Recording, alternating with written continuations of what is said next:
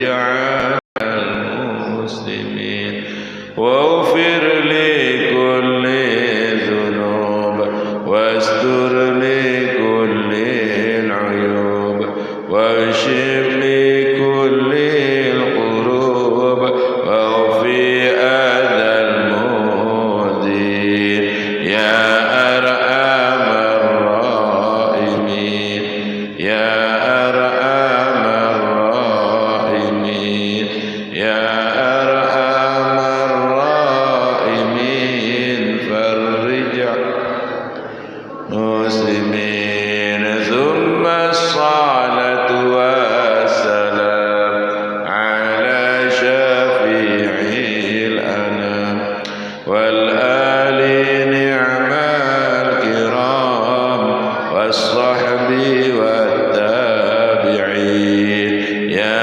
أرحم الراحمين يا أرحم الراحمين يا أرحم الراحمين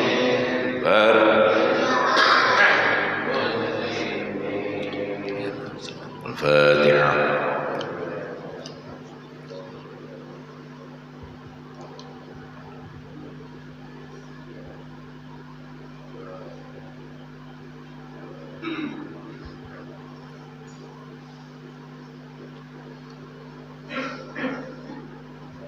Bismillahirrahmanirrahim.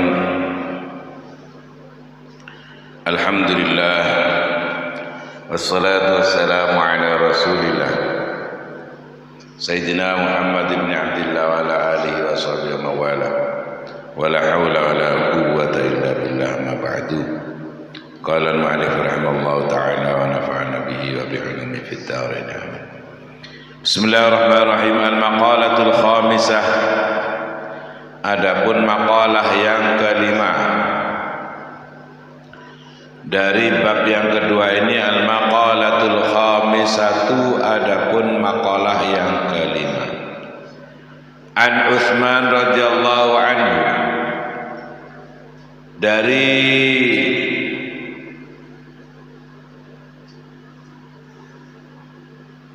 Sayyidina Utsman radhiyallahu anhu, ni'amud dunya zulmatun fil qalbi wa ni'amul akhirati napa hayane anu mata tuwa nggih. Kalau ada lampu enak kan, lampu baca nggih.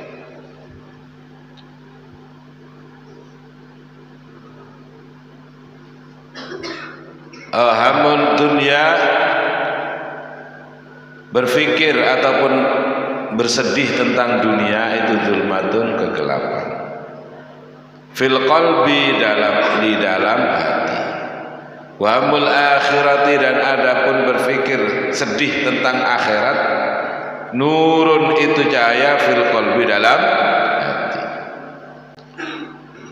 Ay maksudnya al-hazanu, susah, sedih atau sedih.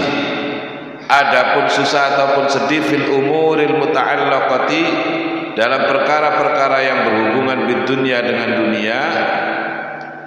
Soro, itu menyebabkan muzliman, pada kegelapan, fil qalbi, dalam hati. Wal hazanu, dan adapun sedih ataupun susah fil umuri muta'alliqati bil akhirati, fil umuri, dalam perkara-perkaraan muta'alliqati, yang berhubungan bil akhirati, dengan akhirat. Soro, itu menyebabkan sawadan, nuran, munawwiran, ya. Soro, itu menyebabkan munawwiran, menjadi cahaya, lil qalbi, bagi hati. Allahumma ya Allah, la taj'al, maka jangan jadikan ya Allah dunia, pada dunia, akbar hammina, pada sebesar-besarnya tujuan ataupun kesusahan pikiran kami. Wala mablagha ilmana, jangan jadikan ya Allah dunia adalah tujuan daripada ilmu kami. Wal maqalatu sadisah, bismillahirrahmanirrahim, maqalah yang kelima. Niki ini dawuhnya Sayyidina Utsman bin Affan.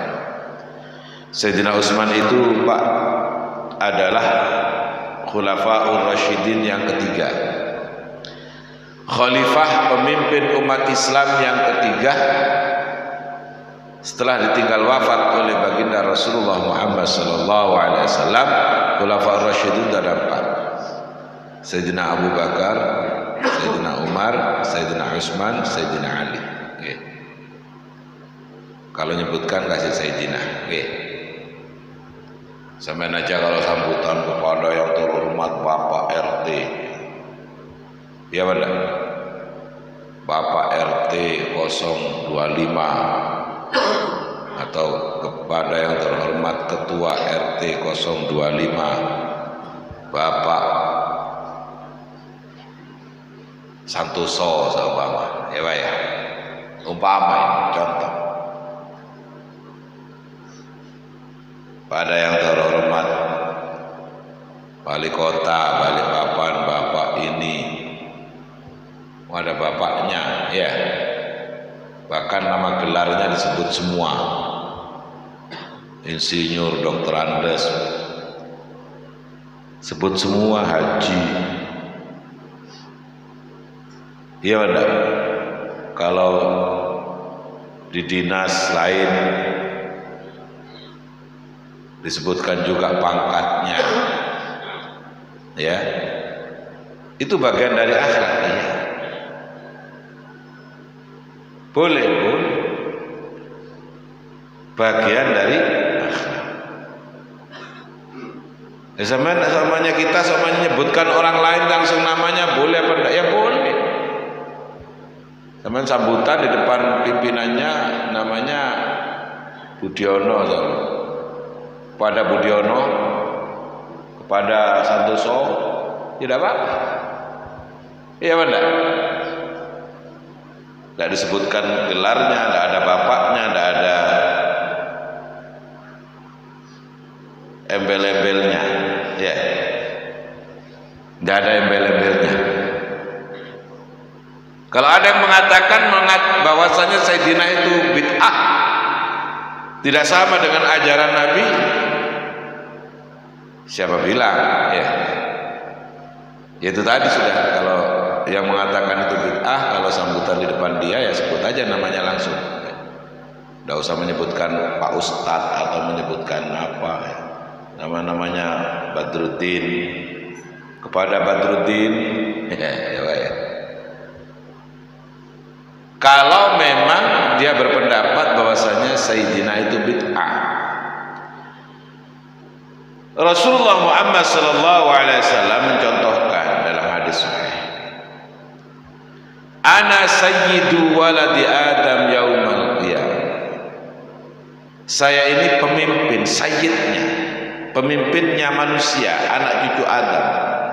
Kapan? Yaumul qiyamah, di hari kiamat. Dan itu yang menyebutkan Sayyiduna itu Rasulullah sendiri. Saya ini pemimpin, sayyidnya, pemimpinnya manusia kelak di hari kiamat. Jadi apa-apa, ibu-ibu hadirin para jamaah rahimakumullah, itu bagian dari akhlak. Iya. Tidak mungkin pimpinan ataupun Pak RT ataupun Pak Wali Kota, Pak Lurah, Pak Camat mau mengatakan, oh panggil saya Bapak ya. Enggak. Panggil saya, kalau manggil saya harus ini, ditambahi dengan ini. Enggak.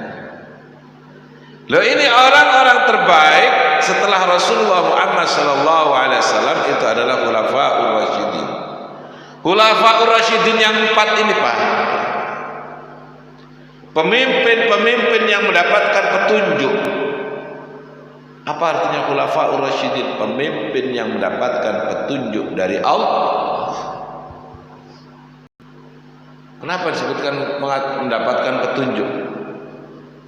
Ya karena ini kan bukan semata-mata orang-orang awam. Ini adalah orang-orang pilihan, sahabatnya Rasulullah, as-sabiqunal awwalun, disebutkan oleh Allah dalam Al-Quran. Orang yang terbaik itu orang-orang awal, orang-orang pertama mereka ketika masuk Islam.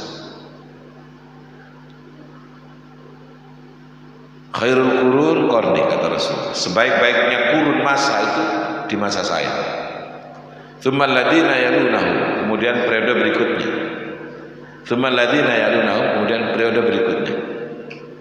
Maka 300 tahun, satu periode, satu abad, 300 tahun. Itu yang disebut dengan salafun sholihun, orang-orang salaf. Kalau jenengan pernah baca salafiyah atau salafus sholih, itu 300 tahun Pak, mulai zamannya Rasulullah sampai 300 tahun berikutnya, itu yang disebut dengan salaf. Orang-orang terdahulu maksudnya, orang-orang soleh terdahulu, orang-orang yang baik terdahulu, orang-orang yang terdahulu yang baik-baik. Siapa itu? Biasanya disebut dalam bahasa agama dengan salafun sholihun atau salafus sholih. Jadi kalau ada mengatakan salaf atau salafiyah atau as-salafi, itu rujuknya kepada 300 tahun pada setelah masa Rasulullah Muhammad SAW. Kalau ada yang beda berarti abal-abal Pak. Salafus soleh orangnya yang dimaksud dengan orang salaf itu siapa? Oh 100 tahun yang lalu, salah. Bukan salaf, itu namanya kholaf. Zaman sekarang. Kenapa disebut dengan soleh? Karena itu Rasulullah Muhammad SAW yang menyebutkan. Jadi kehidupan dan tata cara kita beragama itu tidak pernah lepas dari tuntunan Rasulullah SAW. Kalau lepas dari Nabi yang disebut salaf ternyata orang 100 tahun yang lalu, berarti abal-abal. Tidak begitu. Nah maka kita sebagai umat Ahlus Sunnah wal Jamaah, pengikut Ahlus Sunnah wal Jamaah, berkeyakinan dan mengikuti dengan ajaran-ajaran salafun sholih. Dari Sayyidina Utsman ini salah satu di antara 4 khalifah. Khulafaur Rasyidin itu pertama Sayyidina Abu Bakar As-Siddiq. Setelah Kanjeng Nabi wafat, setelah Rasulullah wafat, kepemimpinan umat Islam, pemimpin umat itu digantikan oleh Sayyidina Abu Bakar. Tapi kepemimpinan Pak, bukan kenabian ya. Karena kenabian sudah selesai. Nabi Muhammad adalah nabi terakhir.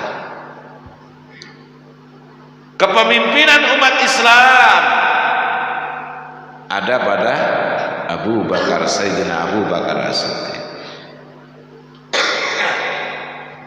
Setelah Abu Bakar wafat, kemudian digantikan oleh Sayyidina Umar Ibnul Khattab. Kemudian digantikan oleh Sayyidina Utsman. Ini yang ketiga. Kemudian digantikan oleh Sayyidina Ali. Ini Khulafaur Rasyidin. Nah hari ini banyak yang bermimpi kekhalifahan itu kembali. Ada segelintir, 2 gelintir umat Islam yang menginginkan itu kembali, bahwa dunia ini menjadi satu katanya. Selalu saya bilang mimpi di siang bolong. Dunia ini sudah disekat-sekat Pak.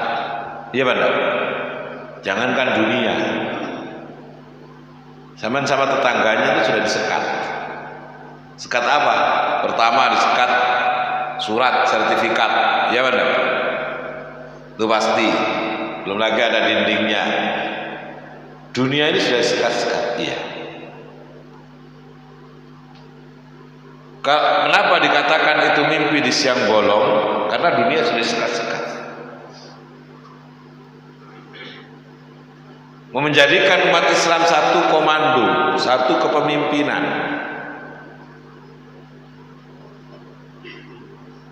Itu adalah kemauannya atau programnya Hizbut Tahrir yang sudah dibubarkan oleh pemerintah, HTI.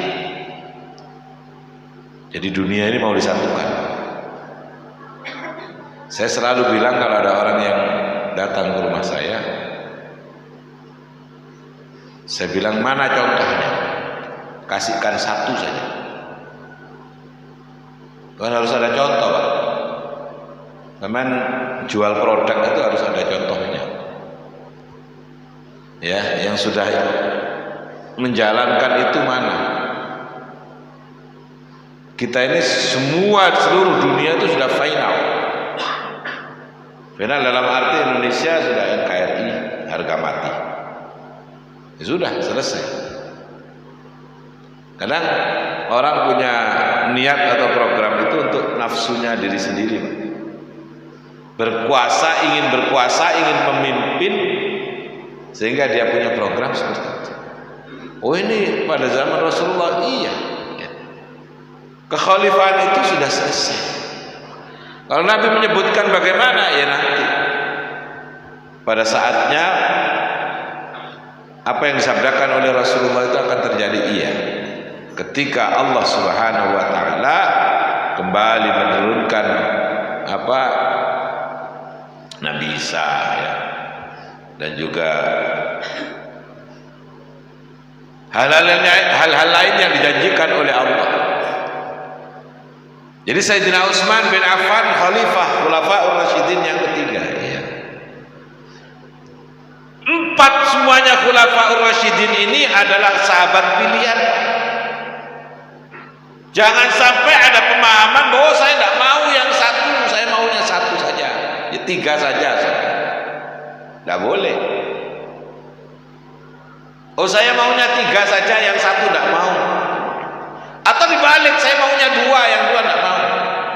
Saya maunya 1, yang 3 tidak mau. Tidak boleh, Pak. Tidak boleh. Harus keempat-empatnya semuanya kita yakin bahwasanya ini adalah orang pilihan. Apakah ada, Ustaz? Ada. Yang maunya cuma 1 ada. Yang maunya cuma 3 mengecualikan 1 juga ada. Ya, Pak, ya. Ada ajaran Syiah itu, Pak. Itu hanya mengakui kekhalifahan itu adalah Sayyidina Ali. Yang 3 tidak mau. Terus kalau yang 3 tidak mau, memangnya Khulafaur Rasyidin itu setelah Rasulullah wafat langsung kepada Sayyidina Ali. Fakta sejarahnya dari Sayyidina Abu Bakar As-Siddiq. Memang setelah itu penuh intrik politik, ya. Setelah Khalifah Abu Bakar As-Siddiq memang penuh dengan intrik politik, sehingga Khulafaur Rasyidin wafat dalam keadaan dibunuh.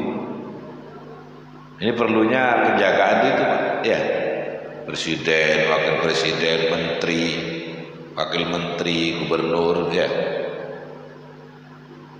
bupati, wali kota, perlu dijaga, iya. Karena itu simbol negara, simbol daerah. Sejarah Islam sudah menunjukkan bagaimana siapa mereka, ya, orang-orang musuh-musuh Islam yang tidak suka kepada Islam. Kemudian mereka memprovokasi orang dalam untuk berbuat seperti itu. Jangan dikira, Pak, yang bunuh Khulafaur Rasyidin itu hafal Quran. Iya, hafal Quran, sholatnya rajin. Iya. Nanti dikira orang-orang awam atau orang-orang preman sampai bukan. Kenapa? Karena akidahnya. dalam memahami Islam itu dari satu sisi saja. Ya, Islam itu dipahami sebagai kekuatan, kekerasan. Islam itu dipahami dari satu sisi jihad saja. Tidak memahami Islam secara utuh.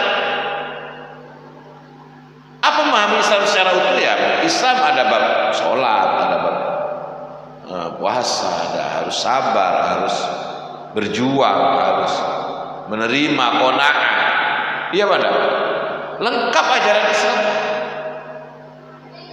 Dari pelajari bab jihad kemana-mana takbir maunya Allahu Akbar, Allahu Akbar. Orang lain salah, dia tok yang benar.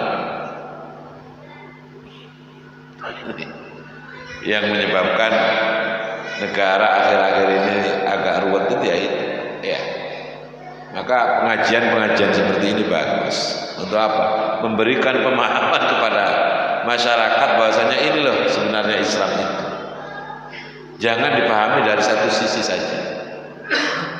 Kalau dipahami dari satu sisi saja, maka Islam itu akan terkesan seakan-akan Islam itu beringas, ganas.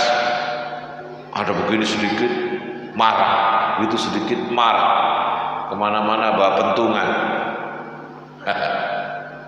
Enggak, ya. Jadi seakan-akan Islam itu identik dengan kekerasan. Kalau dibaca, kalau dipahami dari satu sisi. Padahal enggak, bab yang lain ada bab qanaah, menerima apa adanya setelah berusahanya dengan bekerja setiap hari. Kok belum membuahkan hasil, ya tawakal kepada Allah. Nah, tawakal enggak ada bab tawakal, stres Pak. Maka akan terjadi apa? Pergulatan dalam pikiran ini seakan-akan apa yang kita idamkan, apa yang kita idekan itu harus terjadi. Saya mau begini, harus terjadi. Ya enggak. Manusia itu cuma usaha saja. Wajibnya kita ini cuma berusaha. Untuk hasil mutlak itu urusan Allah. Hasilnya itu urusan Allah Subhanahu wa ta'ala. Cuman kalau tidak percaya, sama-sama berangkat dari rumah jam 7 pagi, pulang jam 4 sore. Berangkatnya sama, ya. Yang dikerjakan sama-sama jualan samanya di pasar. Tapi hasilnya pasti beda. Sampai di rumah ditanya sama istrinya, dapat uang berapa hari ini? Udah dapat uang deh. Iya. Bilang tetangga sebelahnya dapat sekian. Itu menunjukkan bahwasanya rezeki itu memang mutlak urusan Allah Subhanahu wa ta'ala. Harus itu harus ditanamkan. Kalau itu tidak ditanamkan tawakal kepada Allah, pikiran dan hati ini akan menjadi stres. Kenapa banyak orang itu stres, banyak orang itu bahkan mungkin ada yang sampai gila, naudzubillah, ada yang sampai bunuh diri. Karena ini yang tidak dipunyai. Kalau ada tawakal kepada Allah, pasrah kepada Allah setelah berdoa, maka hati dan pikiran ini dingin, Pak. Alhamdulillah, hari ini Allah berikan sekian kepada saya. Alhamdulillah, hari ini Allah berikan lebih kepada saya. Alhamdulillah, besoknya lagi bertambah lagi. 4 hari kemudian 0, tidak dapat apa-apa, ya alhamdulillah tetap, Pak. Iya Pak, enggak, Pak? Meskipun tidak dapat, tetap alhamdulillah. Lu saya setuju. Nggih. Cek adem pikiran hati, pikiran iki adem. Kenapa? Kita sadar sesadar-sadarnya bahwasanya rezeki itu dari Allah Subhanahu wa ta'ala. Kewajiban kita cuma berusaha sing halal, berusaha sing bersih. Kenapa harus halalan thayyiban, halal dan bersih? Karena ini terkait dengan apa yang kita makan dan apa yang kita konsumsi. Nggih. oleh 1.000, 200.000 sedino sehari. Kemudian dibelikan beras, dibelikan lauk, beras dan lauknya di dapur. Setelah di dapur dimasak sama istrinya, dimakan sekeluarga. Kalau uang 200-300 ribu ini halalan thayyibah, halal dan bersih, maka makanan yang kita makan dari dapur yang dimasak oleh istri, ini makanan yang halalan thayyiban, halal dan bersih. Jadi dagingnya bersih, jadi darahnya bersih, halal. Loh, dawa urusannya Pak rezeki itu Pak. Urusannya panjang. Nah cuman saya dapat rezeki sekian, namanya dapat rezeki hari ini 1 juta, sementara yang 200 ribu ngentit, apa ngentit itu? Ya, mengambil yang bukan haknya, mengambil sedikit yang bukan haknya, ya haram. Ini perlu dipisahkan, ya.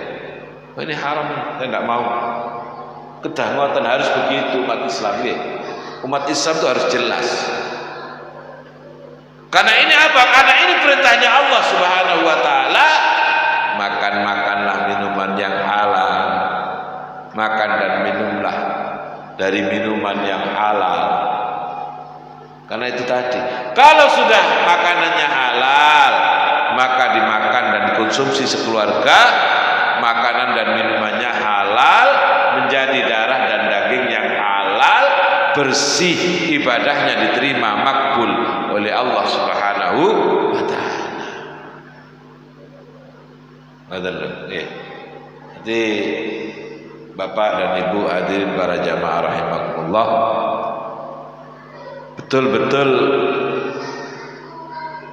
tawakal setelah berusaha, gitu. Jangan tawakal toh Pak, malah keliru, gitu. Salah. Saya yakin rezeki dari Allah. Saya tidak keluar rumah, saya tidak kerja. Katanya kalau baca ini nanti dapat sekian. Kalau membaca surat Waqiah nanti akan rezekinya sebegini yang dilipatkan oleh Allah Subhanahu wa Ta'ala.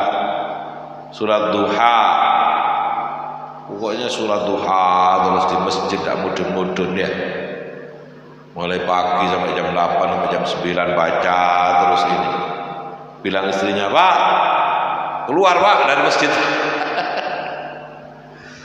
Kerja Pak, ya mau dimakan apa anaknya? Saya masih memohon kepada Allah. Salah Pak, pemahaman seperti itu salah. Islam itu mengajarkan kepada kita keseimbangan, ya, keseimbangan. Apa yang kita lakukan hari ini insya Allah itu sudah benar. Berangkat pagi, waktunya sembahyang ya sembahyang, ya. Waktunya sholat ya sholat, ya. Kemudian kita pasrah kepada Allah, sudah. Pagi berangkat, sore pulang. Kalau libur ya libur, ya. Jangan ada pemahaman bahwasanya baca ini wirid ini, iya itu bagian daripada ikhtiar, tapi tetap harus usaha. Kalau sampai berdoa tanpa usaha, itu konyol. Karena tidak ada uang jatuh dari langit, itu tidak ada. Nah, tidak ada. Harus keluar rumah cari rezeki, ya. Menjemput rezeki, iya. Harus keluar, harus berusaha. Berdoa juga iya imbang. Berdoa diimbangi dengan usaha. Sholat duha, baca Waqiah, iya. Tapi setelah itu keluar kemana? Ke kantor kalau yang memang kantoran, ke toko, ke pasar. Itu ajarannya Rasulullah. Iya. Fid dunya hasanah, di dunia ingin hidupnya itu hasanah, baik. Wa fil akhirati hasanah, dan di akhirat juga baik. Wa qina adzaban.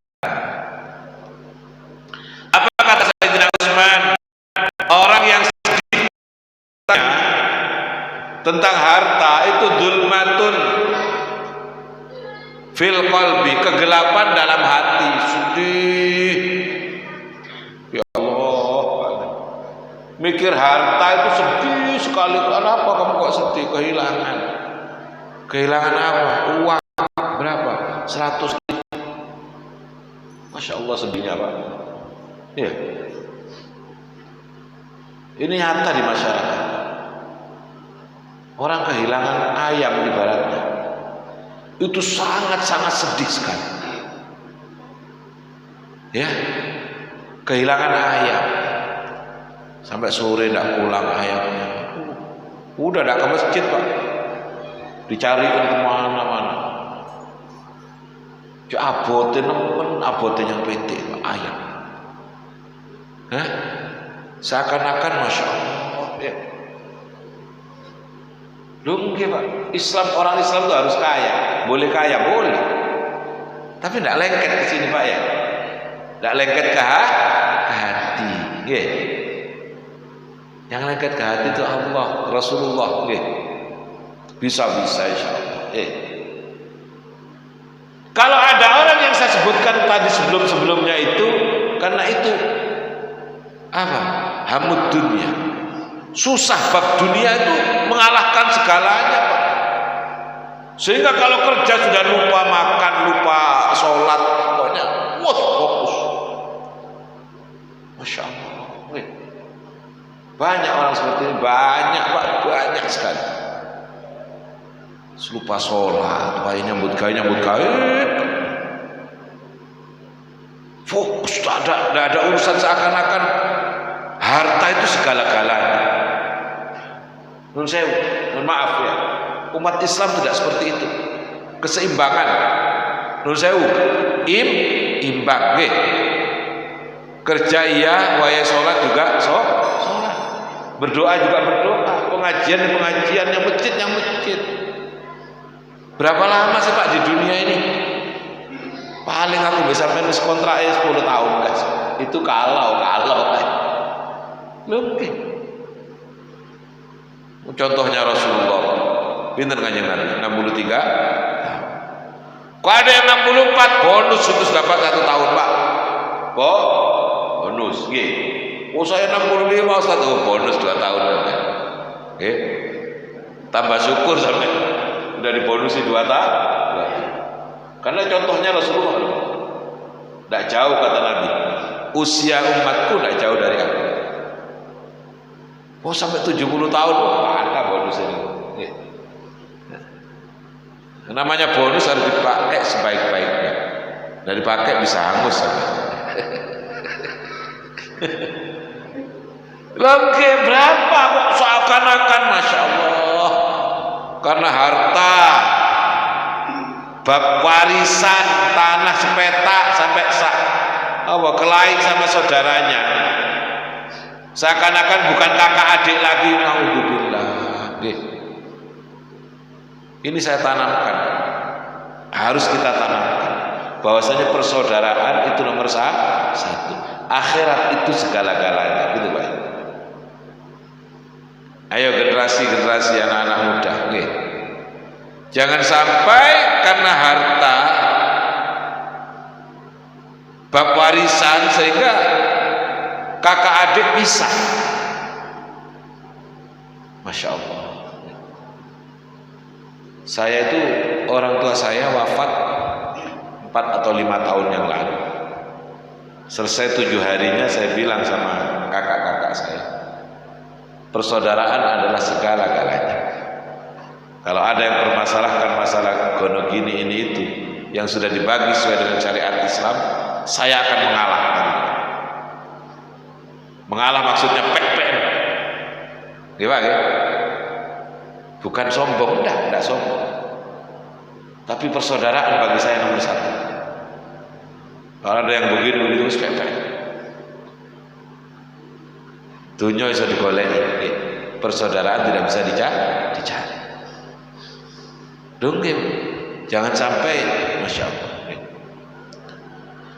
Karena warisan kakak adik tukaran, tidak teguran. Loh, saya ngomong begini karena beberapa yang saya tahu itu ada, bahkan tidak satu dua.